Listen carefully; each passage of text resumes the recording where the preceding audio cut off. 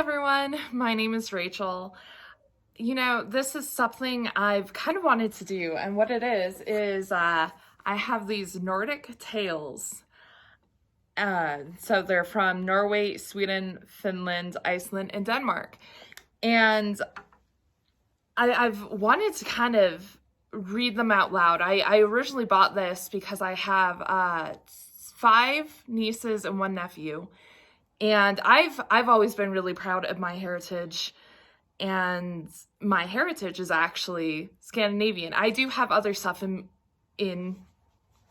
me as well. Some Polish and German, and I think that I had I did one of those genealogy things, and it was I think it was like 3% Great Britain, but mostly the majority of it is Sweden and Norway, and I've always loved that, and I've always been fascinated with Vikings and with Frozen and all of that stuff, and so I bought this, and none of my nieces and my nephew aren't super excited about just listening to things out loud, but this is a gorgeous book. I haven't read all of the stuff. I think I've only read 1 or 2, but gorgeous cover, and pretty insides, and then the beginnings have pretty, actually this is the story I read. So pretty pictures in the beginning. And I'm not getting paid for this. I do not own these stories or anything. But I am a firm believer that I have listened to audiobooks before on YouTube. I have listened to songs and stuff. And if I like it enough, I am going to buy it, and same with when watching movies and stuff, and it's if I love it, I'm gonna go buy it. And so personally, I've never had a I do say, if you like these stories, do go in and go buy it. But yes, so I was only going to read 1 story to you guys today, mostly because in a couple days, so today is actually, when I'm filming this, is December 1st, 2021. So,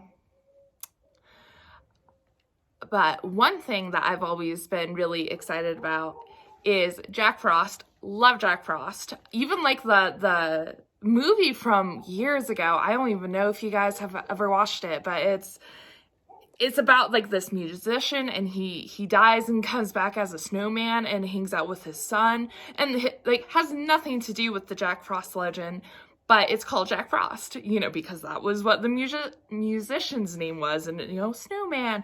Love that movie too, and love the Chris Pine Guardians of the Galaxy, or not Guardians of the Galaxy, sorry, Guardians of oh my gosh, I can't remember the movie. But Chris Pine is Jack Frost. Love it, love it, love it. And one thing that I think is cool, and why I want to do this by December 3rd, because, and I don't know if this is correct or not, I'd have to do a little bit more research, but some of the Jack Frost stuff, the legend comes from, I might pronounce this wrong, so forgive me if it's pronounced wrong, but Jacul Frosty, who might have been the original Jack Frost, and he was the son of one of the ice giants, or one of the gods in Norse mythology. So anyways, so I wanted to get that out there. I'm actually gonna go inside. It's way too sunny. I'm just outside because my dogs are outside. I'll go inside and read it to you. Give me a second. All right, so full disclosure, I did not practice this at all. I was at work, thought now's a great time to do it, and decided to do it. So have not practiced. I am sorry if I mispronounce names or words or whatever, I'll try to be as smooth as possible. I have never done this before. Never, never, never. So we'll try. I decided to read this book so you can see, or this story. You can see the pretty picture. And this is East of the Sun and West of the Moon. This is a Norwegian folktale. There was once a poor tenant who had many children, but very little food or clothes to give them. They were all pretty children, but the prettiest was the youngest daughter, who was so lovely that there was almost too much of her loveliness. So one Thursday evening, late in the autumn, when there was terrible weather and it was dreadfully dark out of doors, and it rained and blew as well till the wall creaked, they were all sitting by the hearth busy with something or other. All at once, someone knocked 3 times on the window pane. The good man went out to see what was the matter. When he came outside, he saw a great big white bear. "Good evening," said the white bear. "Good evening," said the man. "Will you give me your youngest daughter, and I will make you as rich as you are now poor?" said the bear. Yes, the man thought, it would be very nice to be so rich, but he must speak with his daughter first. So he went in and told her that a great white bear was outside, who promised that he would make them rich if he could only get her. She said no, and would not agree to any such arrangements.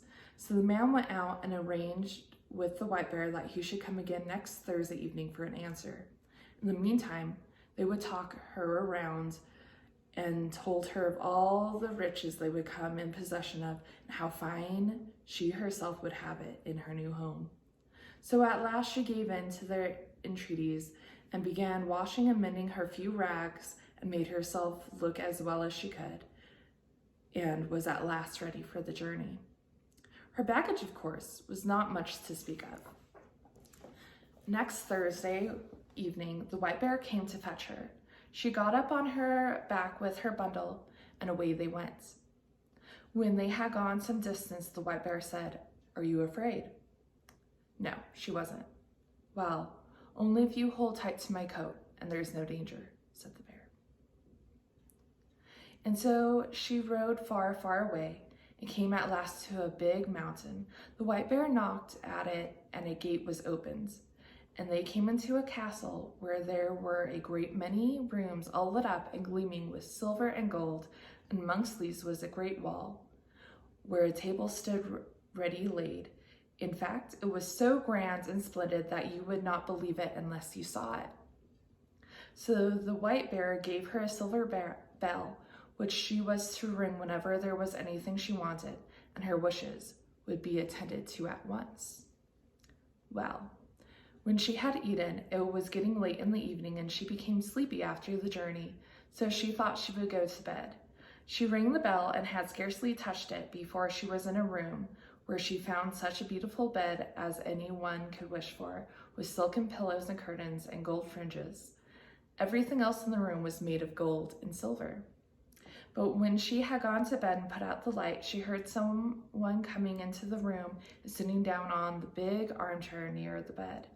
It was the white bear, who at night could throw off his shape, and he could hear by his snoring as he sat in the chair that he was now in the shape of a man, but she never saw him, because he always came after she had put out the lights, and then in the morning before the day dawned, he was gone. Well, for a while everything went on happily, but then she began to be silent and sorrowful, for she went about all day alone, and no wonder she longed to be home with her parents and her sisters and her brother again. When the white bear asked what ailed her, she said she was so lonely there. She walked about all alone and longed for her home and her parents and brothers and sisters, and that was the reason she was so sad. "But you may visit them if you like," said the white bear, "if you will only promise me one thing. You must never talk alone with your mother, but only when there are others in the room. She will take you by the hand and try to lead you into a room to speak to you all by yourself. But you must not do this by any means, or you will make us both unhappy and bring more misfortune over us." One Sunday, the white bear came and told her that they were now going to see her parents. Away they went, she sitting on his back, and they traveled far and long. At last they came to a grand white farmhouse where her sisters and brothers were running about. Everything was so pretty that it was a pleasure to see it. Your parents are living there, said the bear. But mind you don't forget what I have asked, or you will make us both unhappy. No, she would not forget it.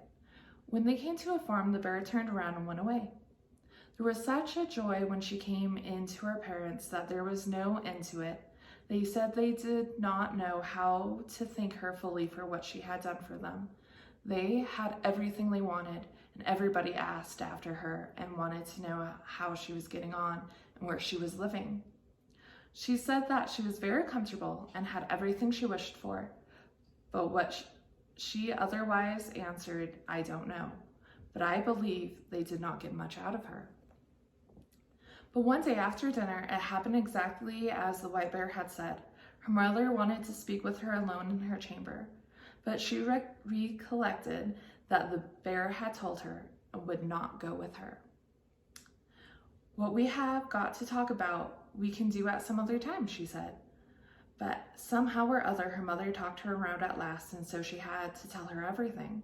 She told her how a man came into her room every night as soon as she had put out the light, and how she never saw him, for he was always gone before the day dawned.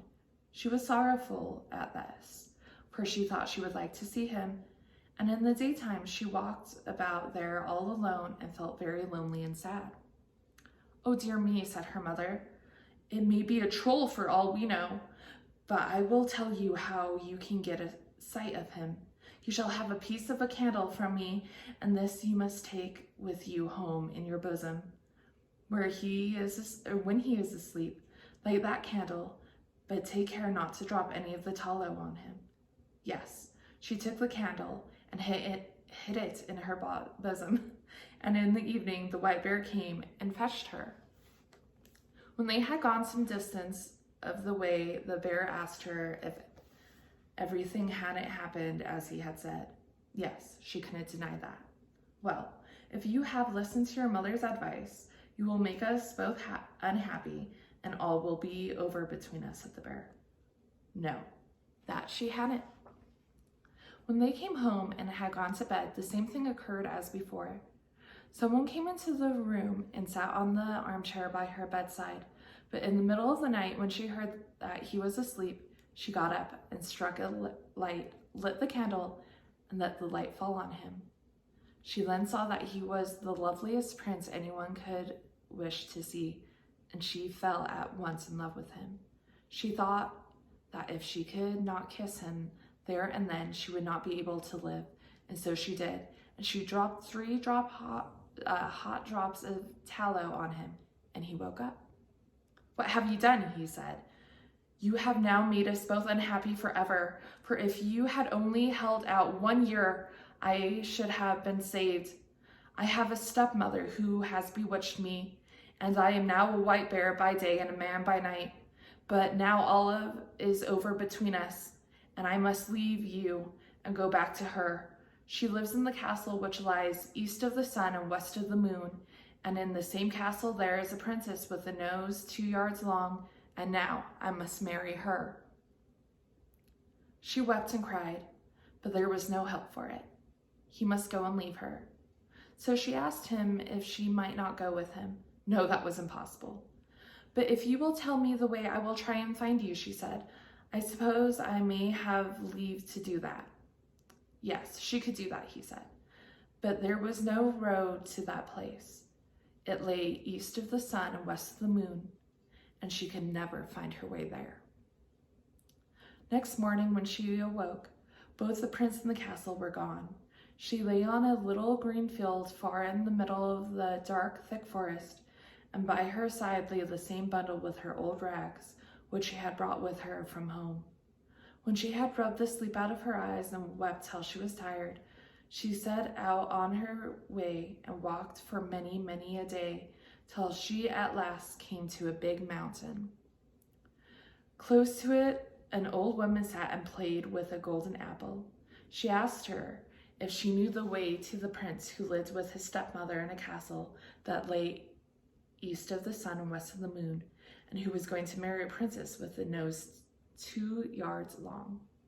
How do you know him? Said the old woman. Perhaps it is you who should have had him. Yes, it was she. Ah, indeed, is that you? Said the woman. Well, all I know is that he lives in the castle which lies east of the sun and west of the moon, and thither you will come later or never. But I will lend you my horse, and on him you can ride to my neighbor, an old friend of mine. Perhaps she can tell you. When you have got there, just give my horse a blow with your whip under the left ear and ask him to go home again, and you had better take this golden apple with you. So she got up on the horse and rode a long, long time till she at last came to a mountain, where an old woman was sitting with a golden carding comb. She asked her if she knew the way to the castle which lay east of the sun and west of the moon. She answered like the first old woman that she didn't know anything about it, but it was sure to be east of the sun and west of the moon. And thither you will come, early or late, but I will lend you my horse as far as my neighbor. Perhaps she can tell you. When you have got there, just give my horse a blow under the left ear and ask him to go home again. And the old woman gave her the golden carding comb, which might come in useful for her.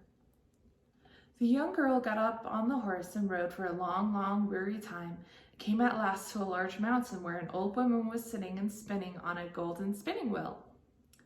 She asked her if she knew the way to the prince, and where the castle was that lay east of the sun and west of the moon. And so came the same question. Perhaps it is you who should have had the prince. Yes, it was. But the old woman knew the way no better than the other two. It was east of the sun and west of the moon. She knew that. Until there you will come early or late, she said, but I will lend you my horse, and then I think you had better ride to the east wind and ask him. Perhaps he is known about these parts and can blow you there. When you have got there, just touch the horse under the ear, and he'll go home again. And so she gave her the golden spinning wheel. You must find use for it, said the old woman. She rode on many days for a long, weary time before she got to the east winds, but after a long time she did reach it, and so she asked him if he could tell her the way to the prince who lived east of the sun and west of the moon. Yes, he had heard tell of the prince, said the east wind, and of the castle too. But he didn't know the way thither, for he had never blown so far. But if you like, I'll go with you to my brother, the west wind. Perhaps he may know it, for he is much stronger. Just get up on my back, and I will carry you thither. Yes, she did so, and away they went at a great speed. When they got to the west wind, they went into him, and the east wind told him that his companion was the one who should have had the prince who lived in the castle, which lay east of the sun and west of the moon. She was now on her way to find him again, and so he had gone with her to hear if the west wind knew where the castle was. No, I have never blown so far, said the west wind. But if you like, I'll go with you to the south wind, for he is much stronger than any of us, and he has been far and wide. Perhaps he may tell you. You had better sit up on my back, and I will carry you thither. Well, she got on her back, and off they started for the south wind. They weren't long on the way, I can tell you. When they got there, the west wind asked his brother if he could tell him the way to that castle which lay east of the sun and west of the moon. His companion was the one who should have had the prince who lived there. Oh, indeed, said the south wind. Is that she? Well, I have been to many a nook and corner in my time, but so far I have never blown. But if you like, I'll go with you to my brother, the north wind. He is the oldest and strongest of all of us. And if he doesn't know where it is, you will never be able to find anyone who can tell you. Just get up on my back and I will carry you thither. Yes, she sat up on his back, and away they went at such a rate that the way didn't seem to be very long. When they got to where the North Wind lived, he was so wild and unruly that cold gusts were felt a long way off. "What do you want?" he shouted from far away, but still it made them shiver all over.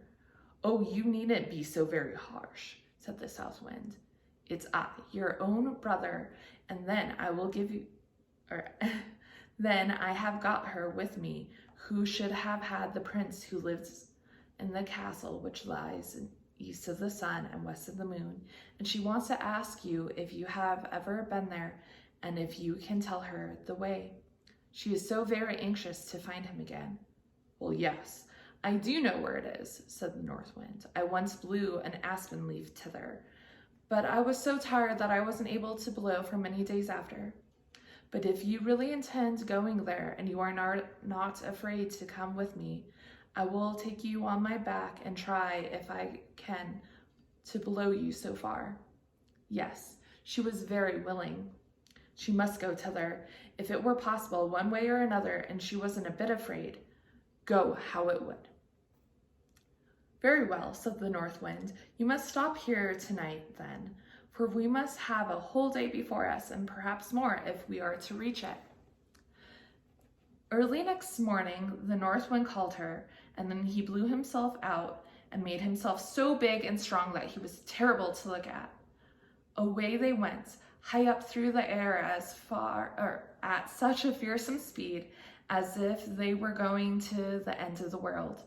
There was such a hurricane on land that trees and houses were blown down, and when they came out on the big sea, ships were wrecked by hundreds, and onwards they swept, so far, far, that no one would believe how far they went, and still farther and farther out to sea, till the North Wind got more and more tired and so knocked up that he was scarcely able to give another blow, and was sinking and going down more and more. At last they were so low that the tops of the billows touched their heels.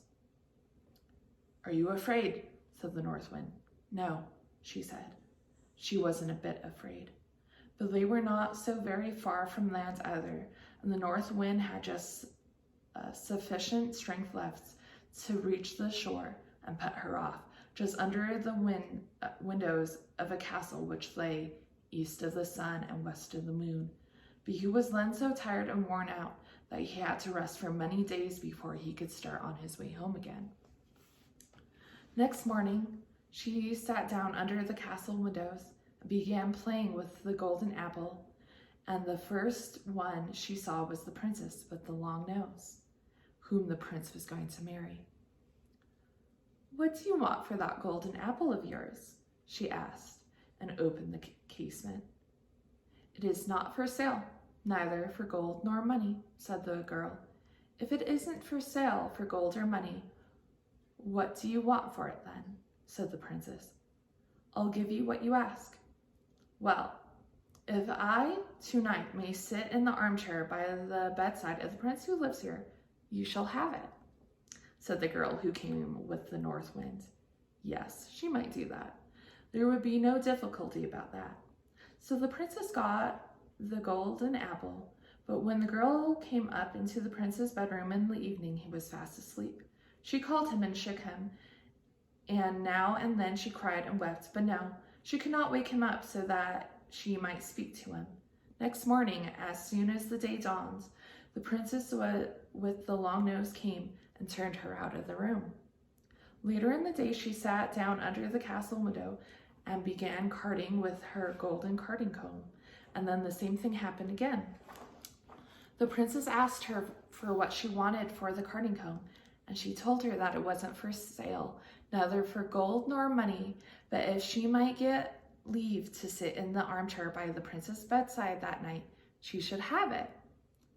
But when she came up to the bedroom, she found him fast asleep again, and for all she cried and shook him, for all she wept, he slept so soundly that she could not get life into him. And when the day dawned in the early morning, in came the princess with the long nose and turned her out of the room again. So as the day wore on, she sat down under the castle window and began spinning on the spinning wheel, and that the princess with the long nose wanted also to have. She opened the casement and asked the girl for what she wanted it for. The girl told her, as she had done twice before, that it was not for sale either for gold or money, but if she might sit in the armchair by the prince's bedside that night, she should have it.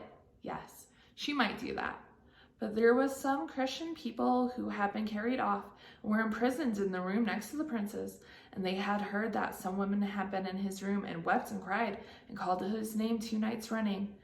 And this they told the prince. In the evening, when the princess came and brought him his drink, he made it appear as if he drank, but he threw it over his shoulder, for he felt sure she had put a sleeping draught in his drink. So when the girl came into his room that night, she found the prince wide awake, and then she told him how she had come there. "You have just come in time," said the prince, "for tomorrow I was to be married to the princess. But I won't have that long nose, and you are the only one that can save me. I will say what I shall want to see what my bride can do, and if she is fit to be my wife, then I will ask her to wash the shirt with the tree tallow stains on it.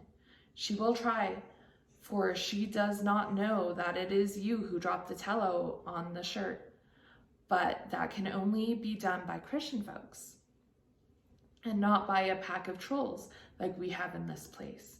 And so I will say that I will not have anyone else for a bride except the one who can wash the shirt clean. And I know you can do it." And they felt very glad and happy, and they went on talking all night about the joyful time in store for them. The next day, when the wedding was to take place, the prince said, "I think I must first see what my bride can do." "Yes, quite so," said the stepmother. "I have got a very fine shirt, which I am going to use for my wedding shirt, but there are 3 tallow stains on it, which I want washed out. And I have made a vow that I will not take any other woman for a wife than the one who is able to do that. If she cannot do that, she is not worth having," said the prince. "Well, that is easy enough," said the stepmother, and agreed to this trial. Well, the princess was with the long nose set to washing the best she could, but the more she washed, the bigger grew the stains. "Why, you cannot wash," said the old witch, her stepmother. "Let me try." But no sooner did she take the shirt than it still got worse.